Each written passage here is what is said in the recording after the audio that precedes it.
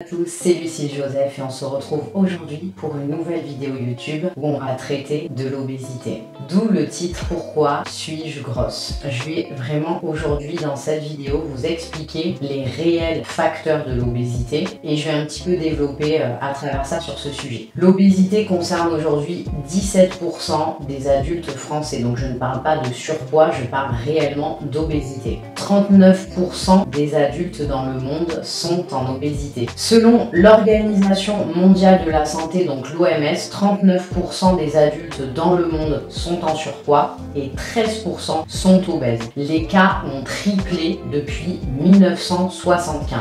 Et le dernier chiffre qui va m'intéresser, c'est celui-ci, c'est 70% des obèses ont des... Non, j'ai oublié de mettre le micro.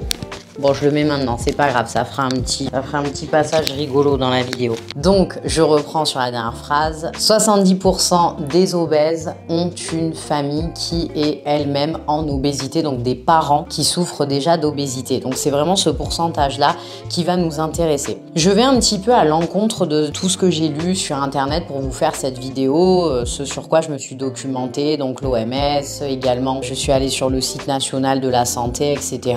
Et en fait, il parle de génétique. Moi, je vais pas vous parler de génétique aujourd'hui, je vais vous parler de mimétisme. C'est tout simple. Si vous avez des parents fumeurs, vous avez énormément de chances d'être vous aussi fumeur. Pourquoi? Parce que vous avez vu des gens fumer toute votre vie, vous avez respiré la cigarette, vous avez vu ces gestes au quotidien, etc. Donc attention, ce n'est pas une obligation. Tous les fumeurs ne font pas des fumeurs, mais il y a de grandes chances pour que vous-même vous fassiez des fumeurs. Pareil pour l'alcoolisme, pareil pour beaucoup de domaines, dont l'obésité. Je vais vous expliquer pourquoi. Tout simplement, si vos parents vous ont donné certaines habitudes, d'avoir du coca au milieu de la table pendant le repas, de manger du cordon bleu, de manger des frites à tous les repas, de manger des bonbons, que des plats surgelés, très pauvres en nutriments, sans choses intéressantes, etc. Vous avez le manque de chance de reproduire ce schéma. Tout simplement parce que vous l'avez vu, parce que vous avez été éduqué, parce que vous avez reçu cette éducation alimentaire. Voilà, c'est tout simple. Donc vous reproduisez ce que vos parents font. Bien entendu qu'il y a des personnes qui vont réussir à casser cette éducation-là, à se refaire une éducation alimentaire, mais ça va être extrêmement difficile et plutôt rare. Donc de votre responsabilité est de vous alimenter correctement et d'alimenter correctement vos enfants. Si vous ne savez pas comment faire, il y a des professionnels pour ça, c'est très important. Pareil, ce que j'ai constaté dans plusieurs familles, c'est que les enfants devraient manger des épinards avec du steak haché, pendant que les parents se régalent avec un plat de raviolis en sauce et de fromage à gogo. Alors non, malheureusement, ça ne marche pas comme ça. Nos enfants ne mangeront pas de légumes si nous n'en mangeons pas. Tout simplement. Il faut manger les mêmes assiettes que ses enfants. C'est pour ça que j'ai créé des programmes adaptés à toute la famille. C'est très important. Si vous avez une alimentation un petit peu différente, c'est pas un souci, mais il faut quand même qu'il y ait un raccord entre les assiettes pour que les enfants puissent s'identifier à vous. Si par exemple vous avez un langage extrêmement vulgaire, que vous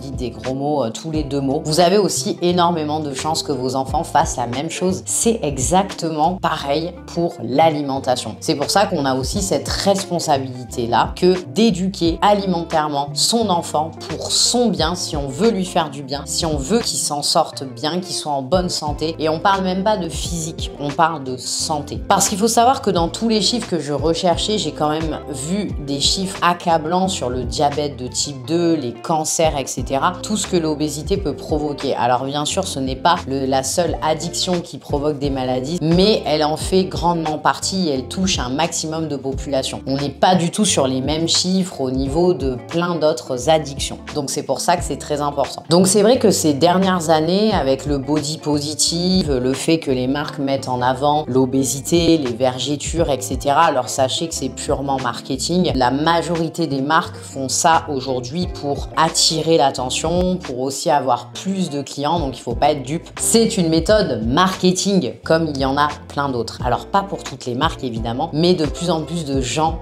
mettent en avant tout type de profil et d'ailleurs ça c'est une très bonne chose. Je l'ai moi-même fait pour mes gaines. J'avais pris 2 modèles, une qui faisait un 34 et une qui faisait un plus 44-46 parce que j'avais envie que vous voyez les gaines portées sur différentes morphologies et je trouve qu'il est important à l'heure actuelle que l'on accepte les différentes morphologies, les différentes femmes, les différentes couleurs, les différents cheveux. Mais par contre, je suis contre, et ça vous le savez, de l'apologie de l'obésité. Ça par contre non. Je suis pour que l'on accepte tout le monde, mais je ne suis pas pour qu'on mette en avant une maladie qui aujourd'hui tue des gens, rende les gens dépressifs, les enferme sur eux-mêmes, etc. Je ne suis pas pour. Alors je sais que cette vidéo, je vais me prendre des foudres dans les commentaires, mais c'est pas un problème, on peut débattre avec respect, il n'y a aucun souci, mais c'est mon point de vue et je ne serai pas un mouton de cette société pour faire plaisir aux gens.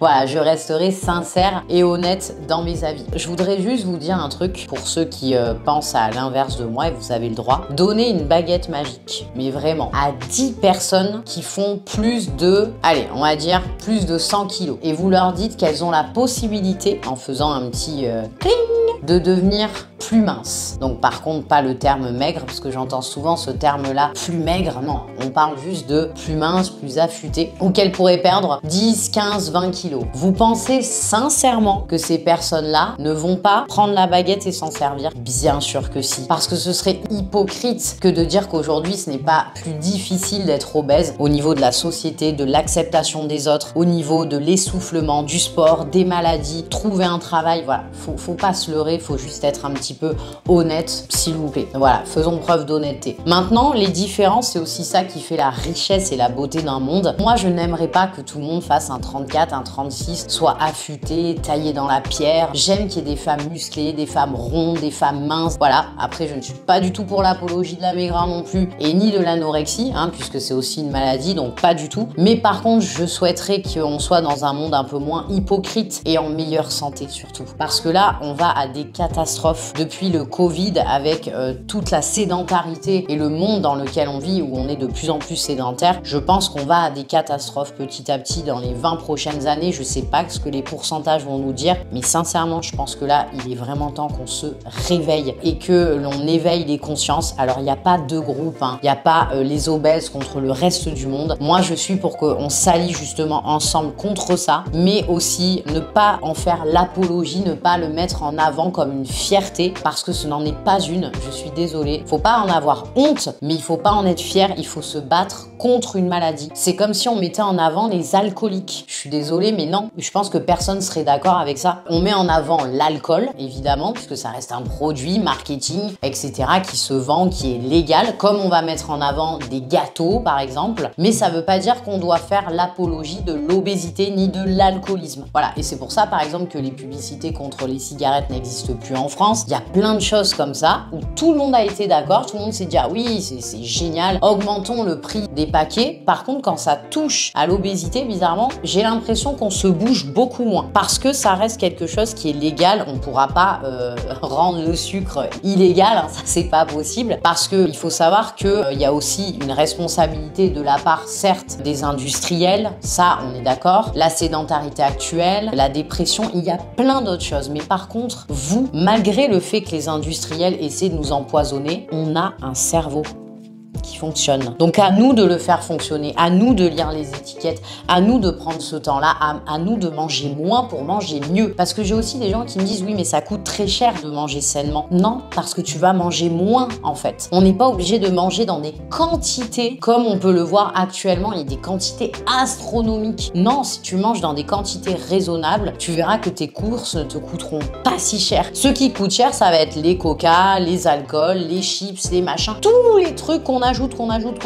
Attention, ça veut pas dire qu'on peut pas se faire plaisir, ça veut dire qu'on peut se faire plaisir raisonnablement de temps en temps et pourquoi pas juste à l'extérieur, de temps en temps dans la semaine quand on a envie de se faire plaisir. Mais donc voilà, les gens, ils ont des paniers de plus en plus gros parce que, excusez-moi, mais les caddies, la taille des caddies, est-ce qu'on a besoin de manger tout ça très sincèrement? Non, dans les années 50, etc., on mangeait bien, on mangeait sainement, on n'avait pas des caddies aussi importants. Donc la société a sa part de responsabilité. responsabilité, je suis d'accord avec vous, mais tout rejeter dessus, c'est encore détourner le problème. Le problème, c'est soi-même. Nous pouvons changer. Donc toi qui me regardes, qui est peut-être concerné par cette maladie, tu peux changer. Tu peux te faire accompagner, tu peux avoir une autre éducation alimentaire, tu peux réfléchir différemment, tu peux décider de changer. La société, on la changera pas. Par contre, soi-même, on peut décider de changer. Je vous laisse liker cette vidéo, commenter, débattre en commentaire dans le respect. Si c'est pas dans le respect, je supprimerai les commentaires. N'hésite pas également à t'abonner à ma chaîne. Tous les dimanches 18 h, tu as une nouvelle vidéo. On se retrouve